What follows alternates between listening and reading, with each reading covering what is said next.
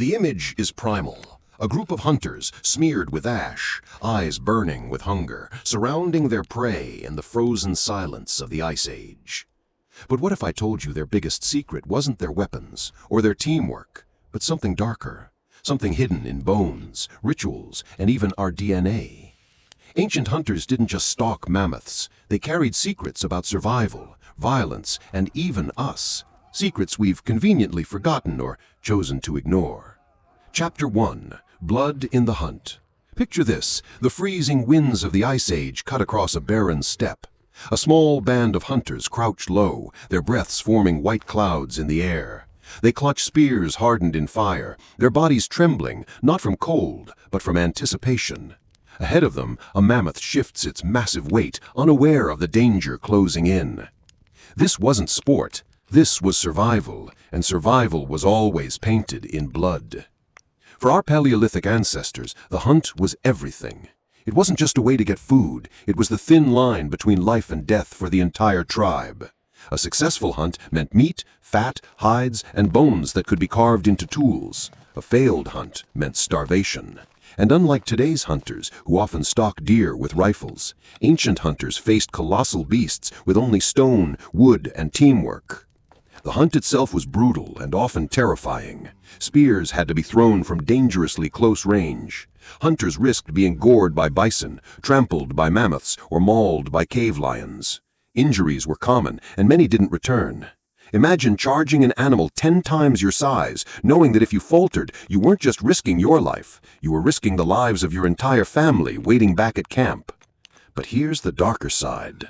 Hunting wasn't always as glorious as the cave paintings suggest. Yes, those images show the majesty of mammoths and bison, but they don't capture the fear, the screams, and the hunters who never came home. They also don't reveal the choices tribes sometimes had to make when the hunt failed.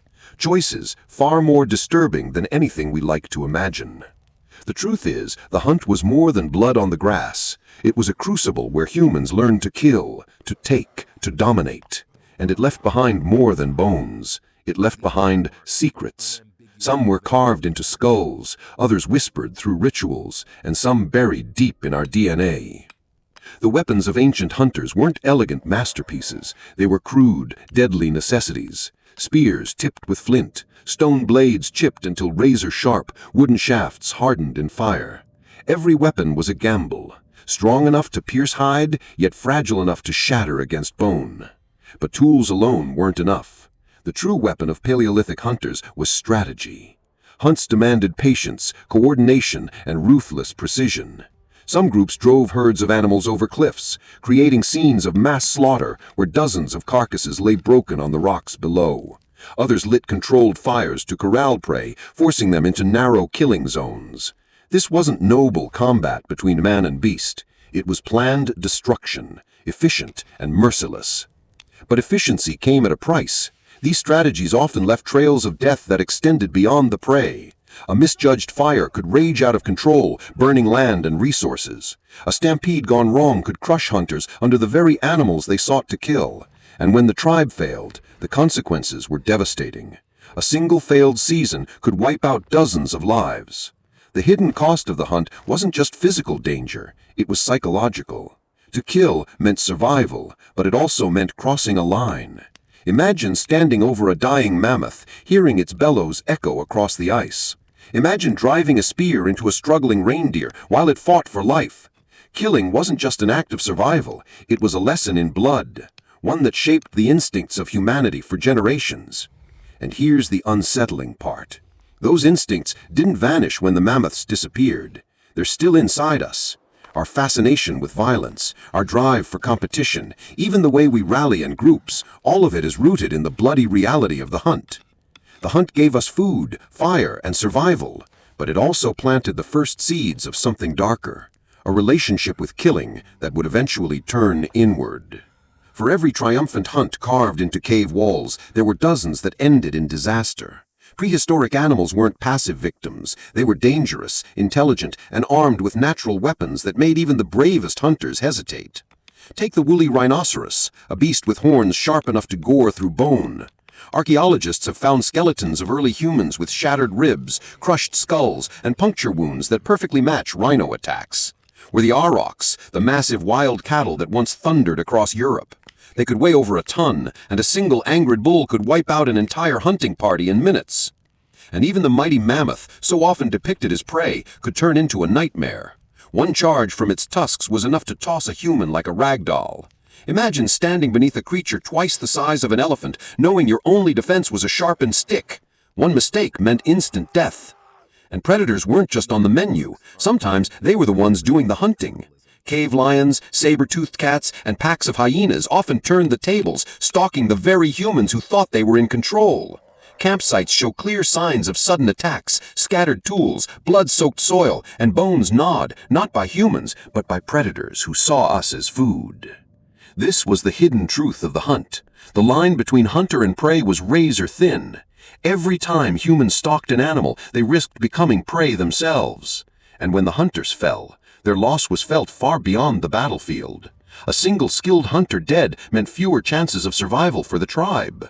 Sometimes, families were left with no choice but to abandon the wounded or starve. It was in these moments of desperation, when prey fought back and hunters failed, that the darkest choices emerged. Choices that had nothing to do with animals, and everything to do with what humans were willing to do to each other.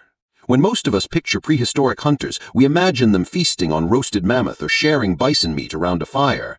But what if the menu wasn't always animal? What if in moments of desperation, humans themselves became the prey? Archaeological evidence across Europe, Asia, and Africa have revealed something unsettling. Human bones that were butchered, cracked open for marrow, and burned in ways identical to animal remains. In caves like Gough's Cave in England, skulls show cut marks consistent with scalping and defleshing. Some skulls were even reshaped into cups, vessels for drinking, perhaps as part of survival, perhaps as part of ritual. This wasn't random violence, it was methodical. Flesh was stripped clean, bones were split for marrow. In some cases, children's remains were processed the same way as adults. To the people who did this, hunger erased all taboos. When food was scarce and winter stretched too long, survival trumped morality. And here's the chilling truth. Cannibalism wasn't a rare fluke. It shows up in Neanderthal sites, Cro-Magnon sites, and even in early Homo erectus remains. Some researchers argue it was a desperate last resort. Others believe it was far more common, not just survival, but part of culture itself. Now pause and ask yourself, what would you have done, huddled in a cave, watching your children starve, knowing the only source of meat was lying dead beside you? That's the unthinkable reality our ancestors faced. We like to believe cannibalism is inhuman, but for prehistoric hunters, it was the ultimate proof of being human, doing whatever it took to live another day. And that is the first glimpse of the dark secret we've chosen to ignore. Survival cannibalism is horrifying enough, but what if some of our ancestors ate flesh not out of desperation, but out of ritual? In sites across Europe, evidence suggests cannibalism wasn't always about starvation, it was about meaning. Archaeologists studying Neanderthal and Cro-Magnon bones have found signs of careful cutting and deliberate arrangement.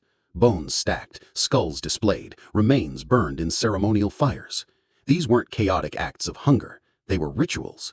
One theory is that eating parts of the dead was believed to pass on strength, courage, or even the spirit of the fallen.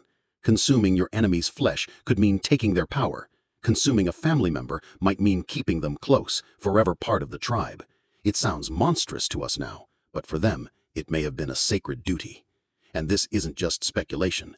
At Gough's Cave in England, skulls were cleaned, carved, and turned into drinking cups, likely used in ceremonies.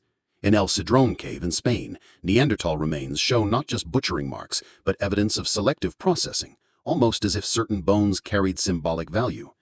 Even in more recent tribal societies, echoes of ritual cannibalism survive, tied to mourning, warfare, and spiritual beliefs. The unsettling part is how ordinary it might have seemed. For a Paleolithic tribe, the act of eating human flesh could be just another part of life, a cultural norm as ordinary as burying the dead to us today. So here's the darker truth. Cannibalism wasn't just about hunger. It was about identity, survival of spirit, and even faith. To reject it would have meant rejecting your culture, your ancestors, your gods. And that leaves us with an even more disturbing question. Were our ancestors more monstrous for doing it, Or are we the strange ones for pretending it never happened? If survival cannibalism was born from desperation and ritual cannibalism from belief, then there's a third kind that reveals the darkest side of humanity: cannibalism as warfare. Prehistoric tribes didn't live in isolation. They clashed over hunting grounds, water sources, and shelter. And when groups met, the encounters weren't always peaceful. Evidence from archaeological sites suggests some of these conflicts ended not only in bloodshed, but in feasts. In the Grandolina cave in Spain, the remains of early Homo antecessor show clear butchering marks, cut with stone tools, cracked open for marrow, scraped clean just like animal bones. The victims? Other humans. The attackers didn't just kill their rivals, they ate them. Was it to humiliate the enemy, to eliminate competition, or simply to turn rivals into resources in a brutal world where nothing went to waste? This wasn't limited to the distant past. Even in more recent human history, warrior societies have practiced forms of victory cannibalism. Eating the heart of an enemy, drinking blood, or consuming flesh wasn't just brutality, it was a symbolic act of dominance. It turned war into something far more intimate than death on the battlefield. Now imagine this from the perspective of an Ice Age hunter. You've fought a rival tribe, risked your life, and killed to protect your people. The bodies lie before you. To leave them is to waste precious meat. To consume them is to send a message, a warning, carved not in stone, but in flesh. For us, the idea is horrifying, but for them, it may have been just another survival strategy. In a world of scarcity, nothing was wasted, not even human life. And this is the chilling reality. Our ancestors didn't just eat animals. Sometimes they ate each other. And whether for survival, ritual, or conquest, this practice may have shaped the very instincts we carry today. Chapter 3. The bones don't lie. Bones are silent witnesses, but they don't forget. Long after flesh and fire have disappeared, bones preserve the story of what really happened. And in the case of prehistoric cannibalism, they tell a chilling tale. Archaeologists have uncovered thousands of human bones across Europe, Africa, and Asia that bear the unmistakable signs of butchery. Fine, deliberate cut marks etched into the surface show where stone blades sliced through skin and tendon. Long bones, femurs, tibias, and humerus were deliberately cracked open, exposing the fatty marrow inside. Some bones were even polished from repeated handling or scorched in ways consistent with roasting. These aren't random scratches from time or predators. They're systematic, purposeful, and hauntingly similar to how ancient hunters processed deer, bison, and mammoths. In fact, in many sites, animal bones and human bones are found side by side, butchered with the same tools, discarded in the same piles. To the hunters, flesh was flesh, meat was meat. One of the most striking examples comes from Gough's Cave in England. Human bones dating back around 15,000 years show not just defleshing, but something stranger. Skulls carefully modified into bowls. The edges were smoothed, shaped, and prepared, almost like a prehistoric cup. These weren't accidents of nature. They were intentional creations designed to turn the human head into a vessel. For what? Food? Drink? Rituals we can barely imagine. The truth is, these marks of the butcher force us to confront an uncomfortable fact. Cannibalism wasn't a story whispered in myth or legend. It was real. It left scars in bone, traces in fire, and tools stained with human remains. And if bones don't lie, then we can't either. Our ancestors weren't only hunters of beasts. Sometimes they were hunters of each other. The clearest example comes again from Gough's Cave in England. Here, at least 3 skulls were carefully modified into drinking cups. The tops were sliced clean, the edges smoothed, and the bowls polished, as if designed for repeated use. Were they used in survival feasts, ritual ceremonies, or something far stranger, like drinking from the head of a fallen kin or enemy? The truth may never be known, but the intent is undeniable. These weren't accidents. They were tools. But skull cups aren't the only artifacts. In El Cidrón Cave in Spain, Neanderthal remains were not just butchered, some bones were fashioned into tools, shaped into cutting edges and scraping implements. Imagine the grim reality of sharpening a rib bone to cut hide, or using a shin bone as a scraper, knowing exactly where it came from. To us, it's horror. To them, it may have been practicality. In some sites, femurs and long bones were polished as if handled often. Were they symbolic tokens or simply tools passed down in daily life? It blurs the line between necessity and ritual, survival and belief. The unsettling part isn't just that this happened, it's how common it seems to have been. Across continents, across species of humans, Neanderthals, Homo sapiens, Homo antecessor, the evidence repeats itself. Skulls turned into bowls, bones repurposed into tools, flesh consumed like any other resource. To our ancestors, the human body wasn't sacred in the way we imagine today. It was material, to be eaten, shaped, used. And these artifacts remain as physical proof of a truth we've tried to bury, that survival and ritual once demanded turning our own kind into objects. Cannibalism wasn't confined to one cave, one tribe, or one species of human. The evidence stretches across the globe, suggesting that this dark practice was widespread, woven into the very fabric of survival and culture. In Europe, we've already seen Goff's Cave in England and El Cedrón in Spain. But go further south to Grandolina in Spain, and you'll find Homo antecessor bones with clear butchery marks dating back nearly 800,000 years, some of the oldest evidence of human cannibalism ever discovered. These weren't modern humans, but one of our earliest ancestors, showing that the act may have been part of our lineage from the beginning. Travel to Africa, the cradle of humanity, and the story continues. Sites in South Africa have revealed early Homo sapiens remains with signs of defleshing and bone cracking. Here too, cannibalism was not an anomaly, but a recurring behavior, proof that even at humanity's origin point, flesh was both food and symbol. And across the ocean, in the Americas, we find chilling echoes. At the ancestral Puebloan site of Cowboy Wash in Colorado, bones dating back less than 1,000 years show clear evidence of cooking and marrow extraction. In some cases, even human feces preserved in the soil contain traces of human proteins, undeniable proof of cannibalism. Whether it was famine-driven or ritualistic remains debated, but the evidence is beyond question. Even in Oceania, in Papua New Guinea and Fiji, anthropologists have documented ritual cannibalism surviving into recent centuries. It wasn't always about hunger. Sometimes it was spiritual, sometimes warfare, sometimes a cultural norm outsiders couldn't comprehend. What all of this tells us is that cannibalism wasn't a rare horror. It was a global phenomenon, practiced by different groups in different ways. From Europe's Ice Age hunters to Africa's early humans to native tribes of the Americas, the pattern repeats. Bones cracked, flesh consumed, skulls shaped into artifacts. And that leaves us with an uncomfortable truth. If cannibalism was this widespread, this ingrained across cultures and millennia, maybe it wasn't the exception at all. Maybe, for much of human history, it was the rule. Chapter 4. The Science of Flesh. If the very idea of cannibalism disgusts us today, we have to remember that for prehistoric hunters, food was survival. And in that brutal equation, humans offered something no hunter could ignore: calories. Anthropologists estimate that the average adult human body contains between 125,000 and 145,000 calories. That's the equivalent of dozens of rabbits or several days of mammoth fat. To a starving band of hunter-gatherers, a single body could mean the difference between life and death. It wasn't just about raw calories either. Human flesh, like animal meat, provided essential proteins and fats.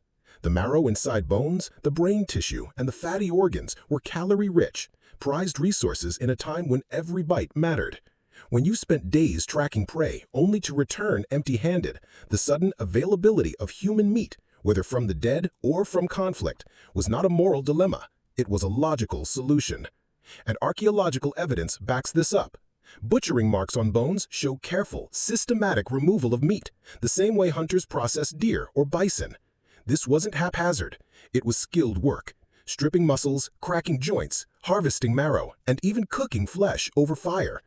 It's chilling to think about, but from a purely biological perspective, the human body was one of the most efficient sources of food available. Unlike mammoths or bison, humans didn't require a dangerous hunt. They were smaller, slower, and often already nearby. In times of starvation, convenience and necessity may have outweighed taboo. And that's what makes this truth so unsettling. Cannibalism wasn't always madness or cruelty or ritual. Sometimes it was just math. the ruthless arithmetic of survival in the Stone Age. For all its brutal efficiency, cannibalism came with risks, some so deadly they left scars in human history. Eating human flesh didn't just fill stomachs, it also spread diseases that could devastate entire groups. One of the most infamous examples is Kuru, a neurological disease found among the Fore people of Papua New Guinea in the 20th century. They practiced ritual cannibalism, eating the flesh of deceased relatives as an act of mourning and respect. But Kuru spread like wildfire. It's a prion disease, similar to mad cow disease, caused by misfolded proteins that corrupt the brain. Victims lost control of their bodies, staggering and shaking until death. Entire families were wiped out, all because of eating their own kind. Now imagine this in the Paleolithic era. Early humans who consumed flesh risked the same kind of hidden dangers. Prion diseases don't leave visible traces on bones, but their devastating effects would have shaped survival.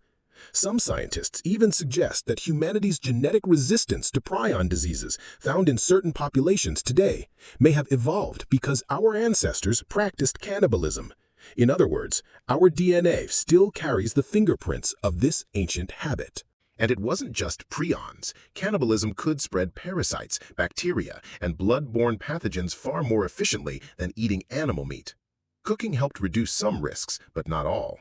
In fact, skeletal remains from some sites show lesions and bone damage consistent with infectious diseases, hinting that cannibalism may have accelerated their spread.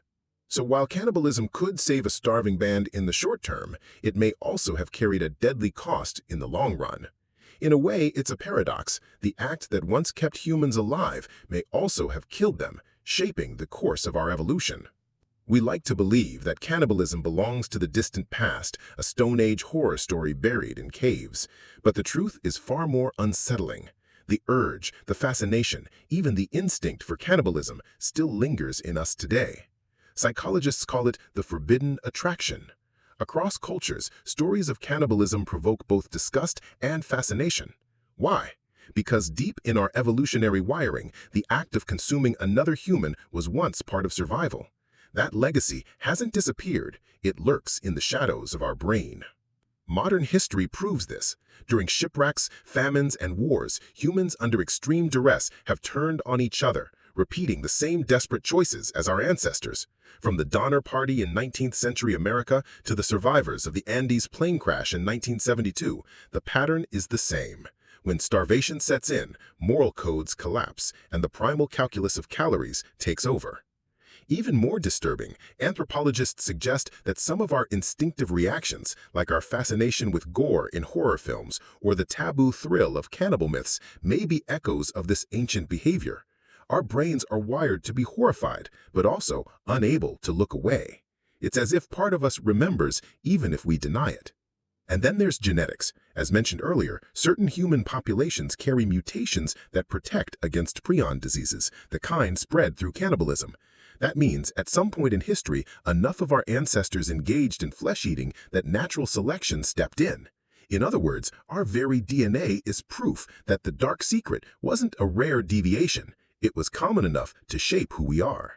So while cannibalism today is unthinkable, its shadow still stretches into the present. It shaped our rituals, our fears, our evolution, and maybe even the parts of our minds we don't fully understand. Chapter 5. From Rituals to Myths.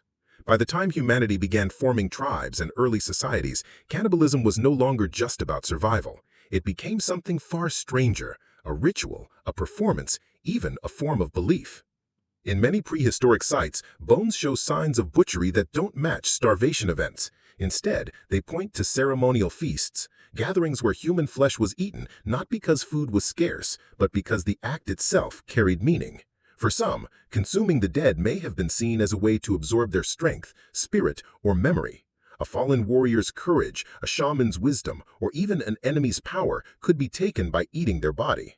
This was more than practicality. It was spiritual cannibalism, and the traces of these beliefs echo across world mythology.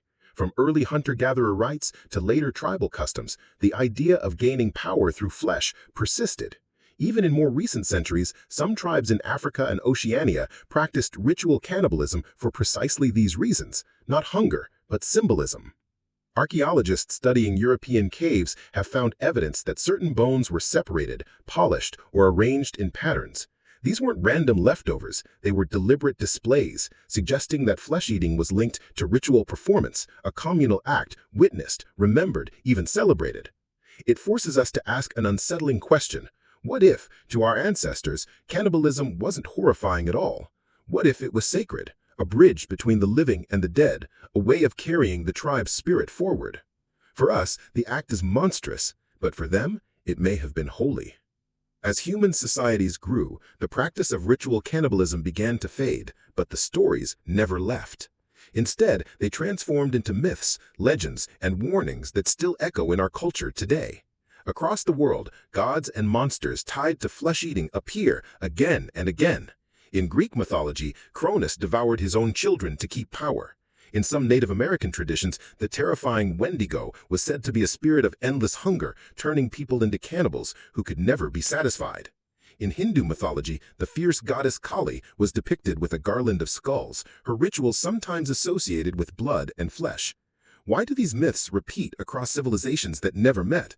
Anthropologists suggest they may be cultural memories, echoes of a very real past when flesh-eating was practiced openly. Over time, what was once normal or even sacred became taboo, its memory preserved only in the form of gods, monsters, and cautionary tales. And even ancient literature carried the theme. Homer's Odyssey describes the Lastrygonians, giant cannibals who feast on men. Medieval European folktales warned of ogres, grotesque human-eaters who lived in caves suspiciously similar to real prehistoric dwellings. In every corner of the globe, the same imagery recurs. Caves, bones, flesh, and the haunting idea of humans devouring humans.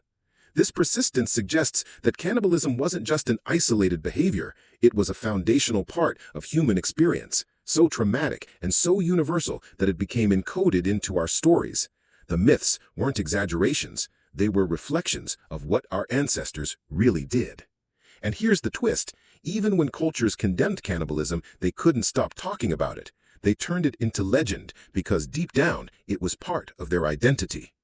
Today, cannibalism is one of the strongest cultural taboos on Earth. Just the word sparks disgust. But that very intensity reveals something deeper. We aren't simply rejecting cannibalism, we're haunted by it. Think about it. Most other survival practices of the Stone Age, hunting, fire-making, or cave-dwelling, don't carry the same visceral dread. But cannibalism does. Why?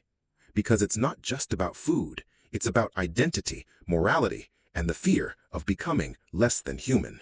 And yet, the fascination never fades. We watch horror movies about zombies. We devour true crime stories of modern cannibals. We whisper legends about cave-dwelling monsters. This constant cycle of fear and curiosity suggests that cannibalism still holds a place in our collective unconscious, not just as a nightmare, but as a memory. In a strange way, the taboo is proof of our progress. We no longer need to make those choices. Agriculture, trade, and technology freed us from the desperate math of calories that once ruled life and death. But the fact that we recoil so strongly tells us something crucial.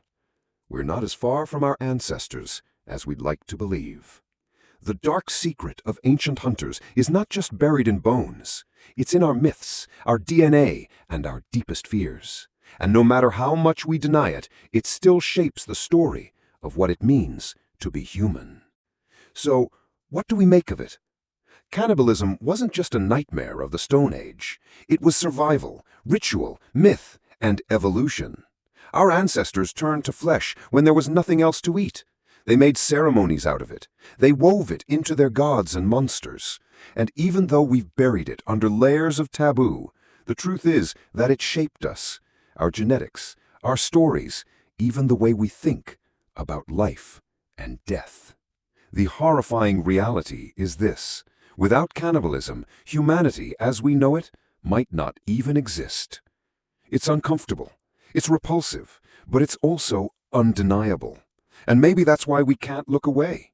We're not just disgusted by it, we're remembering it. What do you think? If you were a hunter in the Ice Age, starving in a frozen wasteland, would you make the same choice our ancestors did? Or would you rather die than cross that line? Let me know in the comments. I want to hear your thoughts. And if this dive into humanity's darkest secret opened your eyes, make sure to like this video, subscribe for more journeys into our prehistoric past, and hit the bell so you don't miss what's coming next. Because this was just one secret, and there are many more still buried in the bones.